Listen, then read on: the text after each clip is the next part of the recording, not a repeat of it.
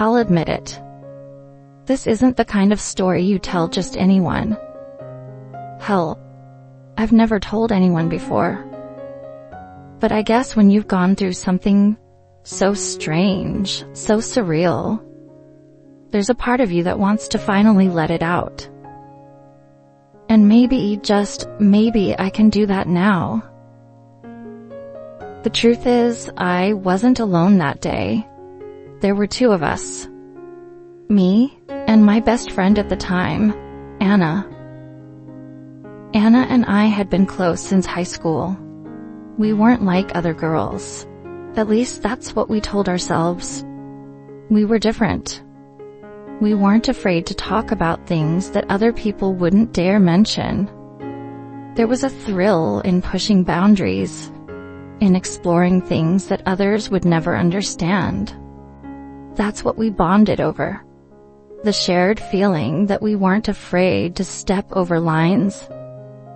At 22, we were both back home after college hadn't worked out. Life felt pretty aimless, to be honest. It was summer, and we spent most days drinking beers in my backyard, talking about nothing in particular, or the stupid things we used to do when we were younger. We were stuck in a small town, stuck with the same people, the same routines, the same everything. It was suffocating. We both knew it. And maybe that's why we kept finding ways to escape. That day started off just like any other. My parents were out of town for the weekend, and Anna had come over to keep me company. We'd grabbed a couple of beers from the fridge and headed out to the backyard. Max, my family's German shepherd, trotted along beside us, like always. He was a big, lovable brute of a dog, the only real companion I had in that house. He was always around, always there, and after all these years, he was practically part of the family. Anna and I lay out on the grass, the sun beating down on us, making the afternoon feel slow and hazy. We sipped our beers and talked about everything and nothing at once. The conversation drifted, as it always did, to the darker, more taboo topics that seemed to keep us entertained. Anna liked to joke about all the things she wanted to try. The things that normal people would find disgusting, or shocking, or just flat out wrong. She liked shocking me, and I loved playing along. Have you ever thought about doing something really ducked up? Anna asked, rolling onto her side to face me. There was a smirk on her lips, one I'd seen 100 times before. She always started conversations like this when she was bored, always pushing to see how far we could go. I shrugged, taking a sip from my beer.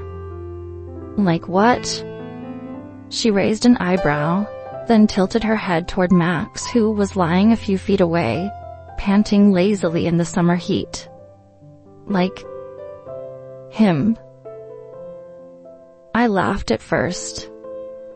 It was the kind of joke Anna would make when she was looking to get a rise out of me. But when I looked back at her, there was something different in her eyes. She wasn't just joking. The idea had taken root in her mind, and now she was pushing it, testing me to see if I'd follow along. Are you serious? I asked, half expecting her to laugh it off and say she wasn't. But she didn't. Anna just grinned at me, and that grin told me everything I needed to know. She was serious, and she wanted to see how far we could take this. The weird thing was, I didn't feel disgusted by the idea. I should have. I knew that. Any normal person would have. But something about the suggestion, about the audacity of it, made me feel curious. I didn't stop her when she got up and walked over to Max.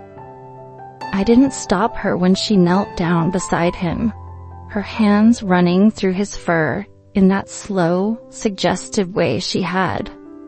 And I didn't stop her when she looked back at me with that challenging, teasing expression that said, "Are you in?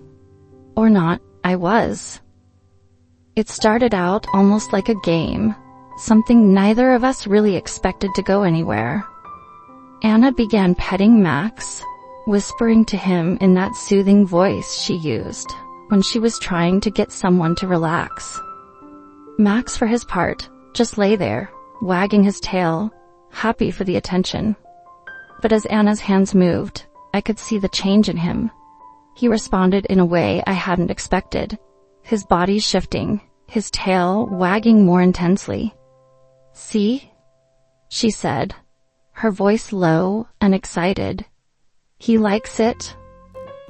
I felt a knot of tension in my stomach, a strange mix of excitement and fear. This was wrong. So wrong. But I didn't say anything. I watched as Anna kept going. And then, before I could stop myself, I was moving too. I knelt down beside her, my hands joining hers on Max's fur, feeling the warmth of his body, the steady rise and fall of his chest. At that point, I wasn't thinking. I was running on instinct, on the strange thrill of the moment, on the need to feel something different.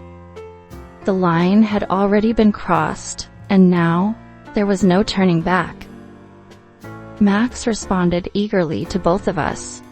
He was moving now, his body pressing against us, and I could feel the heat building between us. Anna looked over at me, her eyes wide with excitement, her breath coming faster. She was into it, completely lost in the moment, and I realized with a start that I was too. It wasn't long before things escalated. Anna was the first to take it further.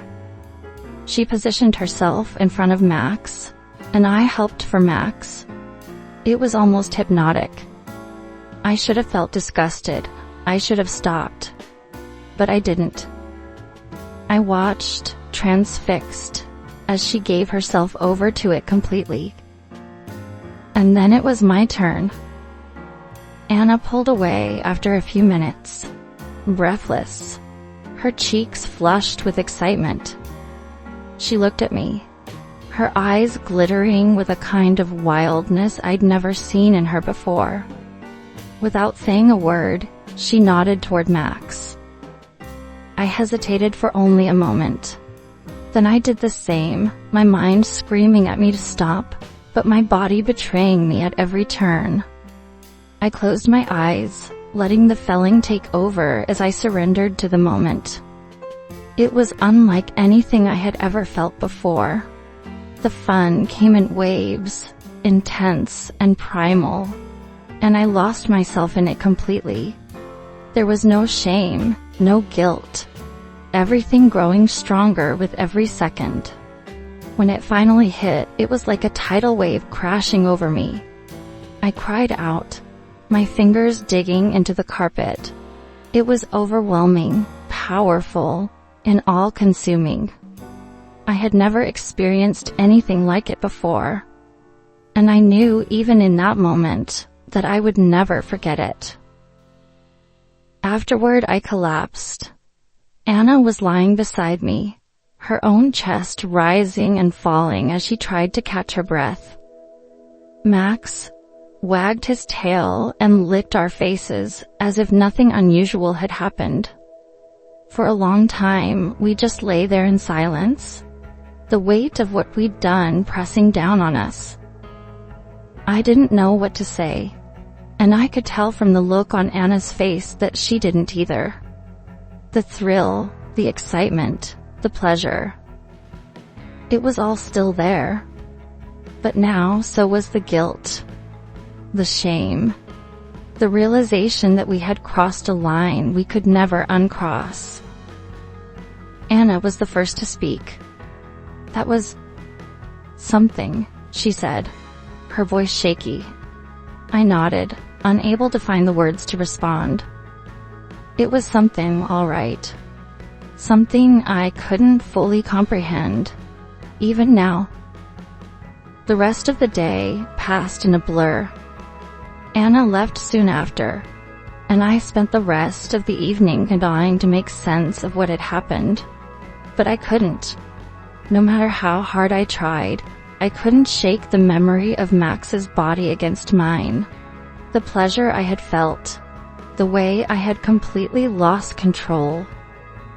That night, I lay in bed, staring at the ceiling, replaying the events over and over in my mind. I wanted to feel disgusted, wanted to feel ashamed. But the truth was, part of me didn't regret it. Part of me wanted to feel that way again. I guess that's the real secret, the one I'll never admit to anyone. Not even Anna. Because no matter how ducked up it is, no matter how wrong it felt, it was also the best thing I'd ever experienced. Hey everyone! If you found this story gripping and want to hear more like this one, make sure to hit that like button and subscribe for more jaw-dropping tales every week. Don't forget to turn on notifications so you never miss an update. If you have your own wild stories to share, or ideas you'd like us to bring to life, drop them in the comments. I'd love to hear them. Thanks for watching,